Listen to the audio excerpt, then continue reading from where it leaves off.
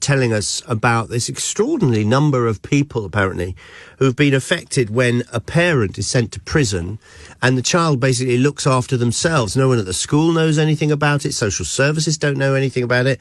The probation service or the judicial service don't seem to know anything about it.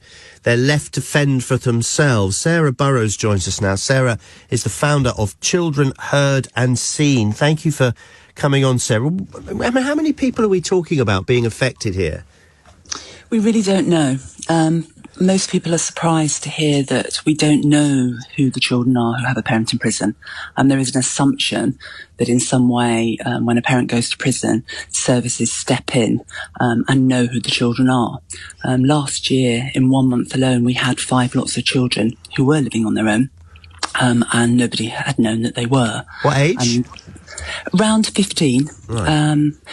Sort of. In fact, all of them are 15. These are children living in their own home with no adults at all. Yes.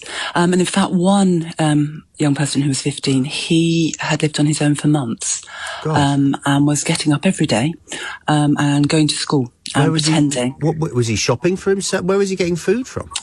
His mother had left a credit card, but he didn't have any gas or electricity or anything in the home. Goodness me. Yeah. All right. What would you like to see happen here? Because I would have thought if someone is sent to jail, is there no kind of policy of making sure that their dependents are okay? No. And this is what is really interesting about it, that we don't know who the children are. So even though yesterday the data was released in terms of an estimate of how many children, the bold data from the MOJ, we don't actually know the exact number of children and who they are. So there is an assumption that a parent goes to prison in some way that the services would know. So for us as an organisation, it isn't just about children being left on our own that concerns us. It's the lack of support for children when their parent goes to prison. And children are very much associated with the parent's crime that obviously has nothing to do with them. And we've had children that have really, really suffered due to their parent going to prison, having been beaten up, having feces through the door, concrete blocks through the window. I mean, quite horrendous stuff. So nothing that has happened to them. And there haven't been any support services for them. It's suggested, and I'd be interested to get your take on this, it's suggested that any child who finds himself in this situation may end up turning to crime themselves. Is that true? Well, the evidence for that is quite old, but there is no evidence. There's lack of research in terms. What we do know is the outcomes for children with a parent in prison are very poor, right. And actually we do need to be putting in support to ensure that children do flourish and do reach their full potential. Okay, thanks for talking to us, Sarah. Sarah Burrows, who is the founder of Children Heard and Seen. I'm going to speak to Sandra now, who is a grandparent who had to look after her grandchildren because of parental imprisonment. Thanks for talking to us, Sandra. Can you tell us what happened? Good morning, yes. My daughter went to prison. She had 2 children, and myself and my husband had to bring up those children.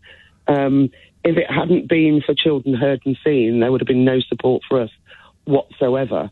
This is a situation where there's only the adult that's gone to prison that is actually guilty of the crime. But like Sarah said earlier, but by association, it's almost like the rest of the family get tarred with the same brush, and the children are just collateral damage. Where was the children's dad? The children's father was not around, shall we say. Really? He just couldn't even be bothered? No, he was medically... No, he was involved in their life with us. Right. But medically wasn't in a fit state to be looking after the children at all. Okay. You must have enjoyed looking after your grandchildren, though. It must have been nice to have them around all the time, yes? It is, but you can't be a grandparent to them anymore. No? You have to be the parent, because you are now bringing up these children as your own. Right. Did you find it tough? It is tough. It's tough mentally. Mm-hmm. It's tough financially. It's tough in a lot of different ways.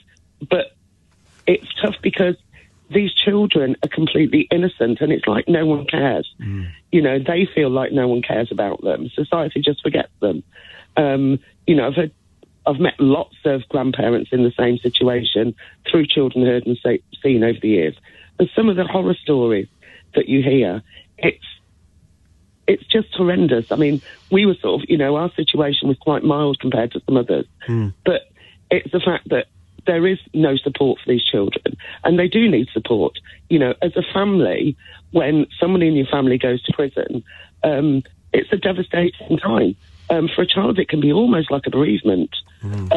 This parent is suddenly just ripped away from them, and some of them are old enough to sort of understand what's going on.